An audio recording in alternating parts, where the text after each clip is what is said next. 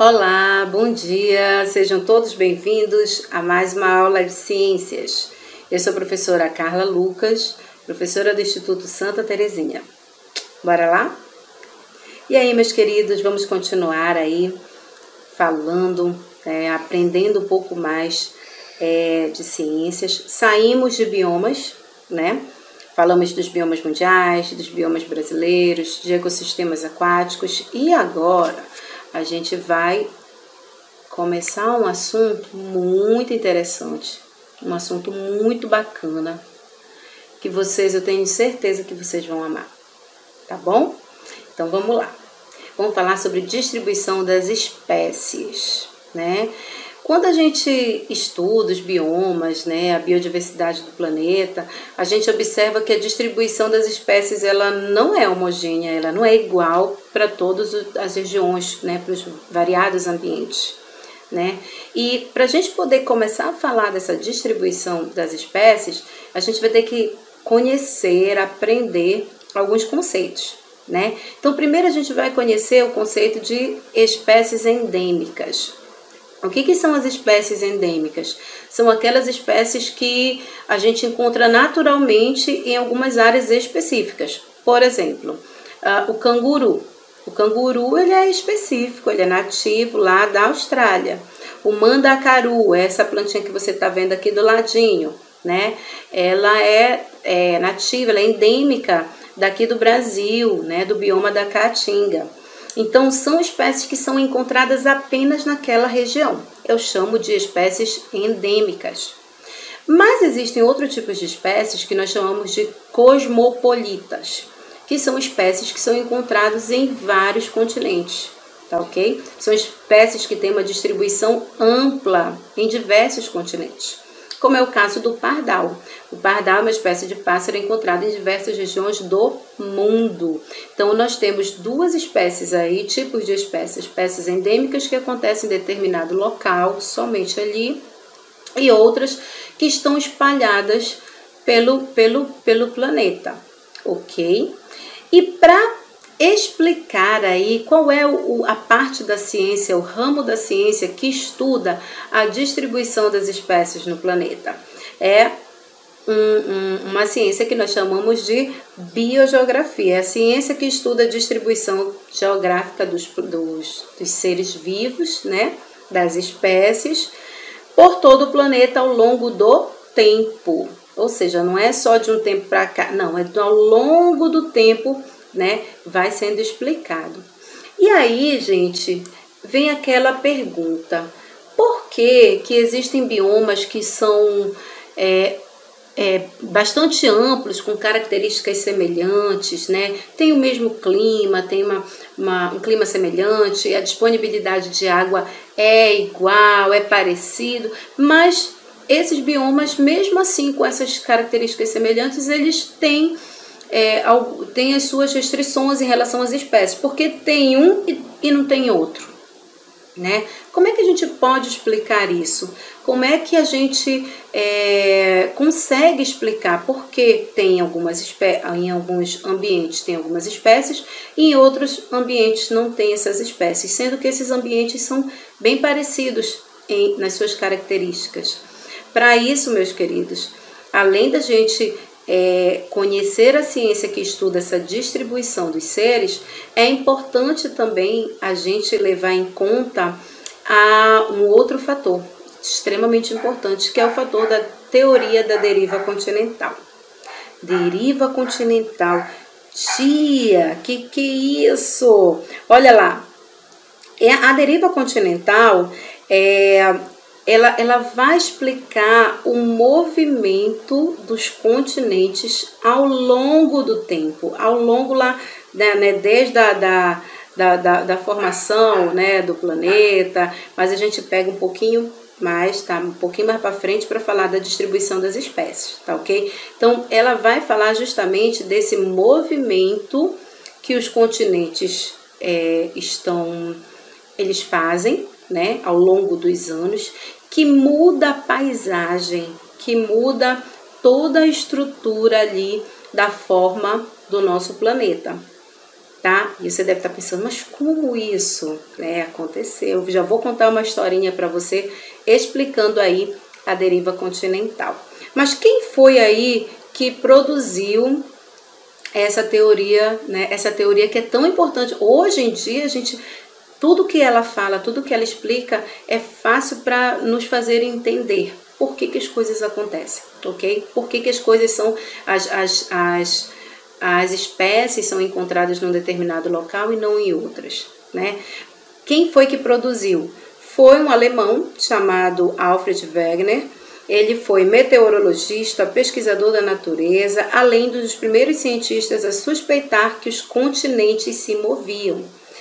Ele morreu de hipotermia em uma missão na Groenlândia em 1930, mas antes dele morrer, ele, né, nos passou aí essa importante informação. Então vamos lá para descobrir aí o que é essa teoria da... Deixa eu só passar aqui. Teoria da deriva continental. Bem, crianças, o que ele explicou com a sua teoria? Ele disse o seguinte, gente, o nosso planeta, ele não era como é agora. O formato, tudo que nós conhecemos, há milhões de anos atrás, ele não era assim.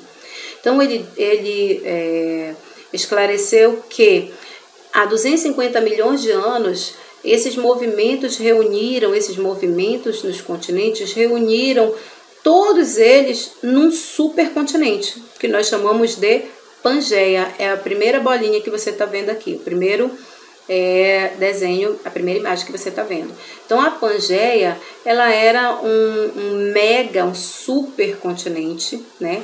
E que, com o passar, e tinha apenas, nesse período aí, tinha apenas também um oceano que nós chamávamos, que era chamado de Pantalassa. Mas os movimentos das placas tectônicas, eles não param, né, gente? Eles são contínuos, né? Esse movimento é desde lá da formação. E aí ele continua sofrendo esse movimento, e esse supercontinente, ele acabou se separando, formando então um outro continente, que nós chamamos aí, já não era mais Pangeia, já era chamado de Laurásia e Gondwana. E notem que não ficou por aí. Por quê? Porque o movimento ele continua, e continuou desde então, desde a Pangeia até o formato em que nós estamos hoje. Tia, mas hoje no formato em que nós estamos hoje, vai parar por aqui? Não, meus amores. Esse movimento ele vai continuar. Por quê? Porque o nosso planeta ele é dinâmico, ele não está parado, né? Ele não está ali quietinho, há um movimento interno, tá? E a gente vai falar das placas tectônicas daqui a pouco, eu vou explicar como se dá esse movimento, tá bom?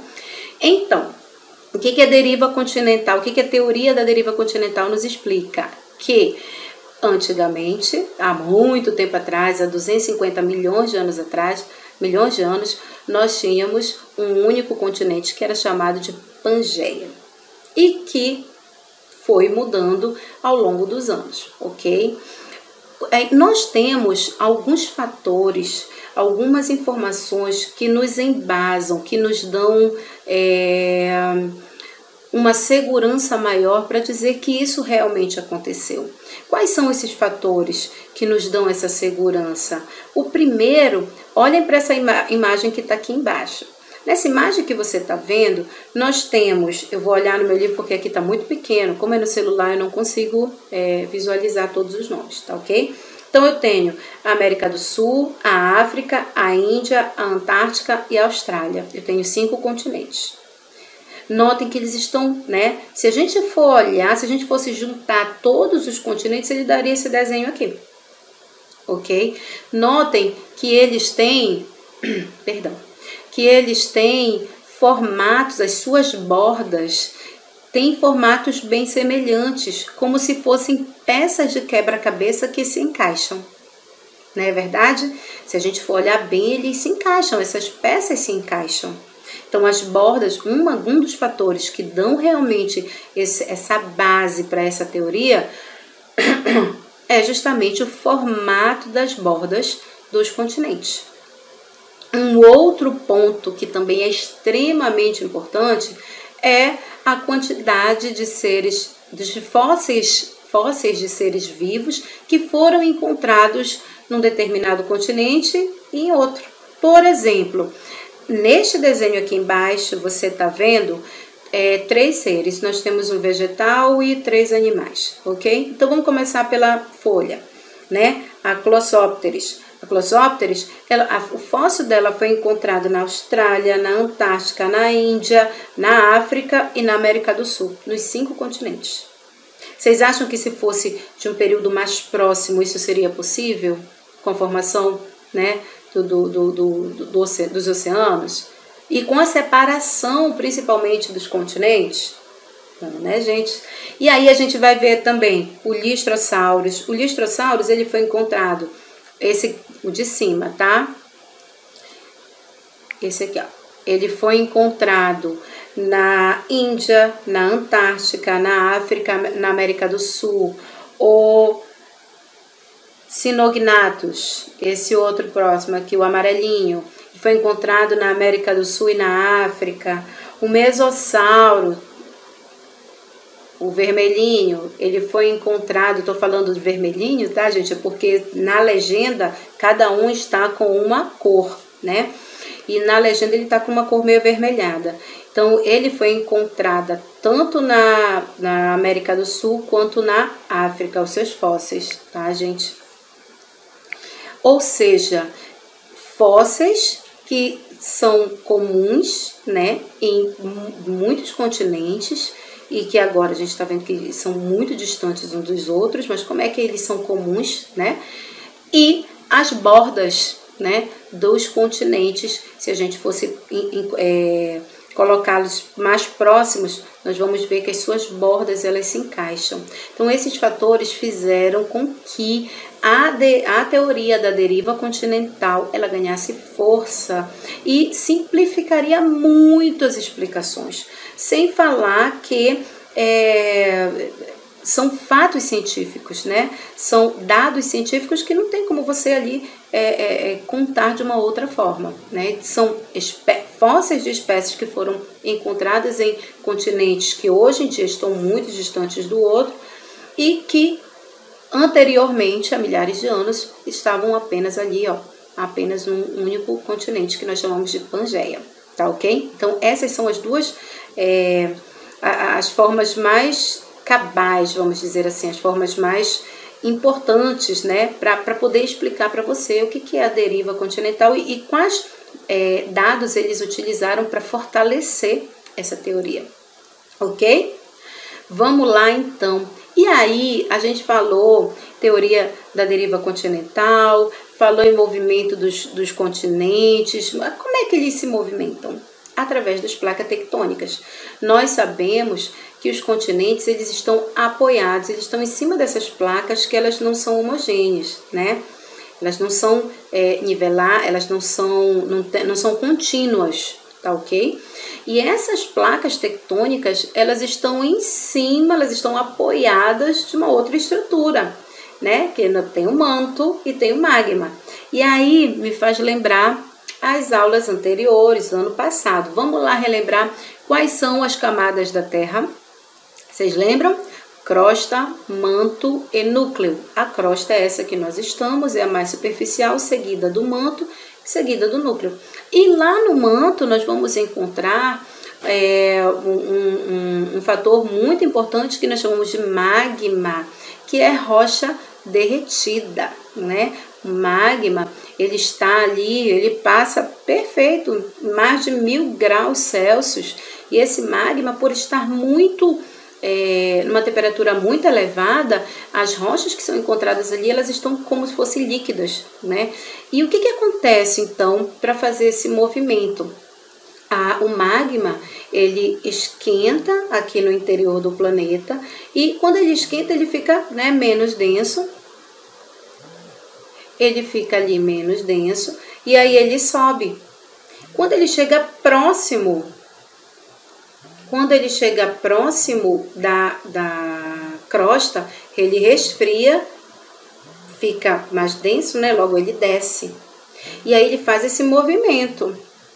Ele faz esse movimento. Ele sobe, esfria, desce, esquenta, fica um pouco mais leve, sobe, esfria, desce. Então, esse movimento circular, ele faz com que quem está apoiado sobre ele se movimente também. E dessa forma acontece o movimento das placas tectônicas, ok? Aqui embaixo você está vendo um mapa, um planisfério, né, das placas tectônicas, onde tem essa parte vermelha, são as bordas, né, os limites de cada placa, ok?